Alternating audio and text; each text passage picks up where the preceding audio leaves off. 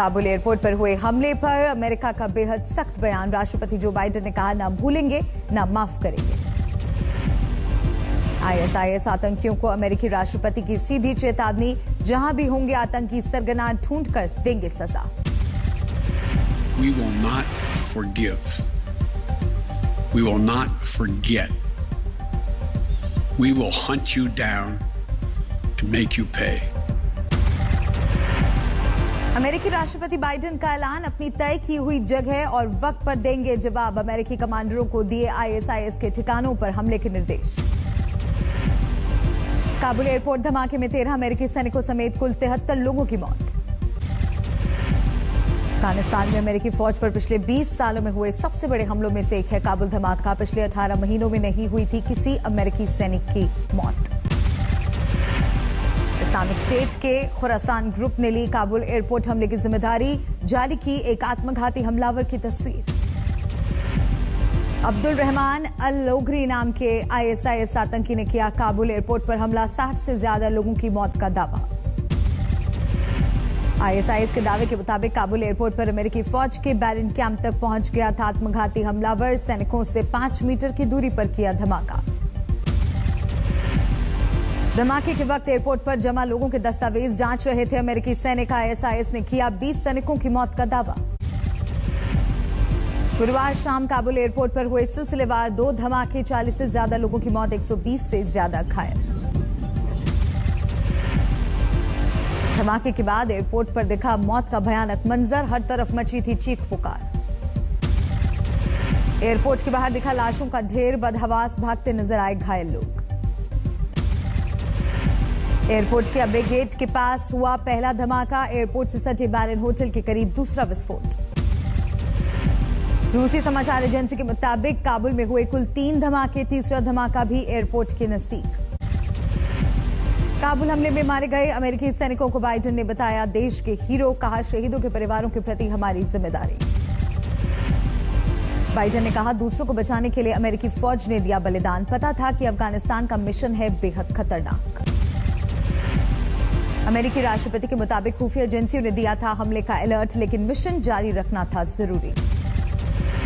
तालिबान ने धमाकों में हाथ होने से किया इनकार, कहा अमेरिका को बताया था आईएसआईएस कर सकता है हमला।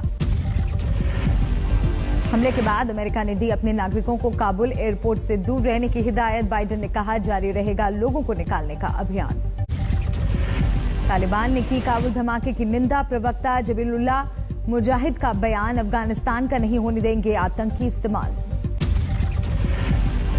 ब्रिटेन भी जारी रखेगा अफगानिस्तान से रेस्क्यू अभियान। पीएम जॉनसन ने काबुल हमले को बताया बर्बर। गुरुवार को भारतीय वायुसेना के विमान से काबुल से भारत पहुंचे 35 लोग, 11 नेपाली नागरिक। भारत आने की कोशिश में अटके करीब 140 अफगानी, सिख और हिंदू। तालिबान ने नहीं दी काबुल एयरपोर्ट आने की इजाजत। तालिबान ने हिंदू सिखों को 15 घंटे तक गाड़ी में बिठाए रखा, एयरपोर्ट से लौटाया वापस। अफगानिस्तान मुद्दे को लेकर सर्वदलीय बैठक में विदेश मंत्री ने दी हालात की जानकारी, बोले फंसे भारतीयों को वापस लाना पहली प्राथमिकता। अफगान संकट पर सर्वदलीय बैठक में मोदी सरकार ने समझाई भारत की रणनीति। विदेश मंत्री बोले दोहा में किए वादे से मुकरा तालिबान। सर्वदलीय बैठक के बाद विपक्ष ने सरकार पर उठाए सवाल। ओवैसी बोले तालिबान को क्यों नहीं बताते आतंकी। क्या तालिबान को यूएपीए में आप टेरर ऑर्गेनाइजेशन करार देंगे? सर्वदलीय बैठक के बाद कांग्रेस ने भी सरकार को घेरा, कहा नहीं बताया गया कि 31 अगस्त तक हिंदुस्तानियों को कैसे लाएंगे वापस। पंजाब में कैप्टन और सिद्धू के बीच फिर तेज हुई रसाकशी। कैप्टन ने गुरुवार रात सीक्रेट डिनर पार्टी में दिखाई ताकत। डिनर पार्टी में पंजाब के 10 मंत्रियों समेत 60 विधायक रहे मौजूद। कांग्रेस के 8 सांसद भी पार्टी में हुए शामिल। सूत्रों के मुताबिक डिनर पार्टी के दौरान 2022 में सीएम पद के लिए कैप्टन की दावेदारी पर कांग्रेस नेताओं ने एक सुर से जताया समर्थन। पार्टी आलाकमान के पास भेजा जाएगा प्रस्ताव। पंजाब कांग्रेस अध्यक्ष नवजोत सिंह सिद्धू और उनके समर्थकों को नहीं दिया गया था डिनर का न्योता, लेकिन सिद्धू समर्थक 10 विधायक पाला बदलकर पार्टी में हुए शामिल। कैप्टन के नजदीकी कैबिनेट मंत्री राणा गुरमीत सोढ़ी के घर रखी गई थी पार्टी। सूत्रों के मुताबिक कार्यक्रम को सफल बनाने के लिए कैप्टन की पत्नी परनीत कौर ने झोंकी ताकत। इससे पहले सिद्धू का लग चुका है दिल्ली से झटका। सूत्रों के मुताबिक आलाकमान ने कैप्टन को हटाने की कोशिशों पर लगाई फटकार। अमृतसर में व्यापारियों के साथ बैठक में सिद्धू ने फिर साधा कैप्टन पर निशाना। कहा, चुनाव से पहले किए गए वादे नहीं हुए पूरे। छत्तीसगढ़ में भी नहीं थम रहा कांग्रेस खेमे में सत्ता का अंदरूनी संघर्ष। सीएम भूपेश बघेल आज कर सकते हैं राहुल गांधी से मुलाकात। बघेल के समर्थक विधायक और मंत्री भी पहुंच रहे हैं दिल्ली। आलाकमान पर दबाव बनाने की कोशिश। छत्तीसगढ़ में मची सियासी घमासान के बीच टीएस सिंहदेव ने खारिज किया 2.5 साल का फॉर्मूला। कहा, भूपेश बघेल हैं हमारे मुख्यमंत्री। महाराष्ट्र में आज से जन आशीर्वाद यात्रा शुरू करेंगे केंद्रीय मंत्री नारायण राणे। सीएम उद्धव पर नए सिरे से हमले की तैयारी। दिल्ली यूनिवर्सिटी में 2 नए कॉलेज और 4 नई फैकल्टी शुरू करने की तैयारी। सावरकर, जेटली और सुषमा स्वराज के नाम पर हो सकते हैं कॉलेज। यूपी में करीब 5000 मदरसों को नहीं मिलेगी सरकारी मान्यता और मदद। सरकारी पोर्टल में रजिस्ट्रेशन नहीं कराने पर कार्रवाई। मेरठ में वक्फ बोर्ड गबन और फर्जीवाड़ा का मामला, 10 लोगों के खिलाफ मुकदमा दर्ज। कोलकाता में टीएमसी दफ्तर पर बम से हमला, 6 लोग जख्मी। प्रॉपर्टी विवाद में खुद पर फायरिंग कराने के मामले में मुनव्वर राणा के बेटे को मिली जमानत। रायबरेली पुलिस ने लखनऊ से किया था गिरफ्तार। बेटे की गिरफ्तारी को लेकर मुनव्वर राणा ने योगी सरकार पर साधा निशाना। बोले, मुसलमान होने की वजह से किया गया टारगेट। करने के लिए चांस ही नहीं दिया उन्होंने। रोके रहे कि एक आध दफा और लगा दें, कोई आतंकवादी की लगा दें, कोई कुछ लगा दें। मुनव्वर राणा के आरोपों को योगी सरकार ने किया खारिज। मोहसिन रजा बोले, जिसने केस दर्ज कराया वो भी है मुसलमान। हरिद्वार में कांग्रेस कार्यकर्ताओं में भिड़ंत, कार्यकारी अध्यक्ष के सामने जमकर घमासान। दिल्ली में कांग्रेस का विरोध प्रदर्शन, नेशनल मॉनेटाइजेशन पाइपलाइन को लेकर सरकार के खिलाफ हल्ला बोल। राजस्थान के सीकर में एबीवीपी कार्यकर्ताओं का प्रदर्शन, खाली पड़े शैक्षणिक पदों पर भर्ती को लेकर कुलपति का घेराव।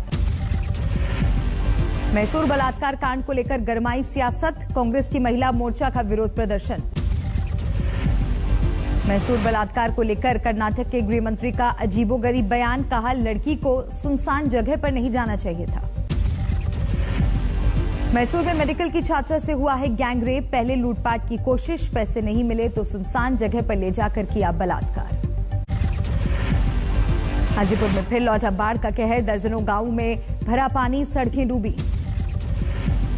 बक्सर में हर घंटे 3 सेंटीमीटर की रफ्तार से बढ़ रहा है गंगा का जलस्तर, किनारे के गांवों में दहशत। बलरामपुर में पहाड़ी नालों में उफान से जमीन का कटाव, खेत और सड़कें तबाह। मध्य प्रदेश के श्योपुर में बाढ़ पीड़ितों का हंगामा, मुआवजे में गड़बड़ी का आरोप। देश में अभी तक सामान्य से 10% कम है मानसूनी बारिश, मध्य भारत, राजस्थान समेत पहाड़ी राज्य ज्यादा प्रभावित। बिहार के सुपौल में भारी बारिश ने जनजीवन को किया अस्त व्यस्त, शहर की दुकानों और घरों में घुसा पानी। सासाराम में भारी बारिश के बाद जलमग्न हुआ बाजार, कारोबारियों ने जमकर की नारेबाजी। गोरखपुर में भारी बारिश ने लोगों को किया बेहाल, कई इलाकों में जल जमाव ने बढ़ाई मुश्किल।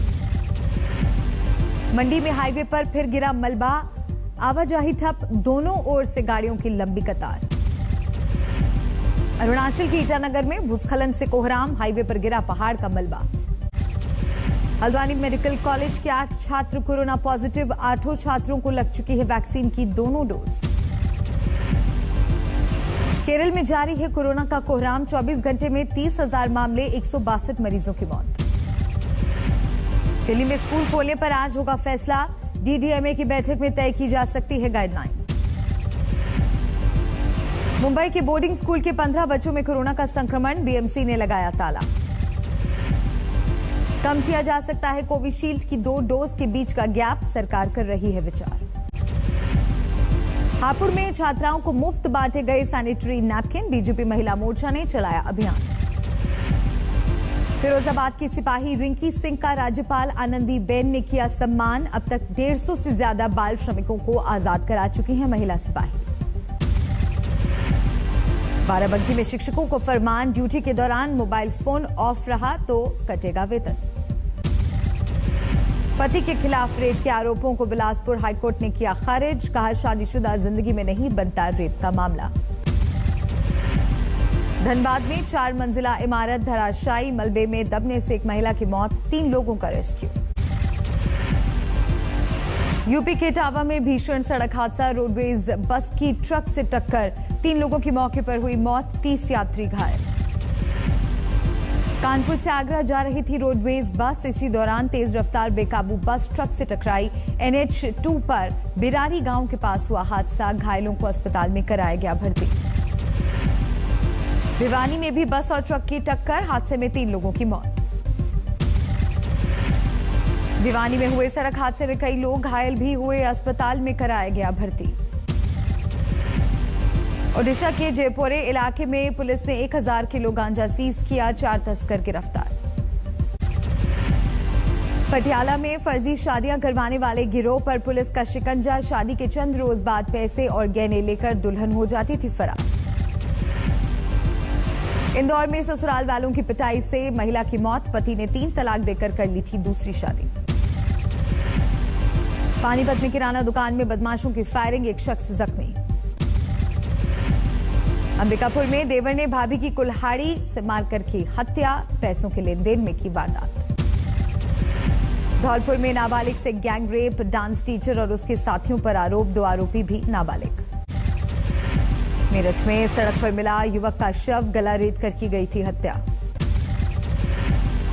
कुशीनगर में एक शख्स ने 3 बच्चों समेत पत्नी को उतारा मौत के घाट, खुद भी जहर खाकर आत्महत्या की कोशिश।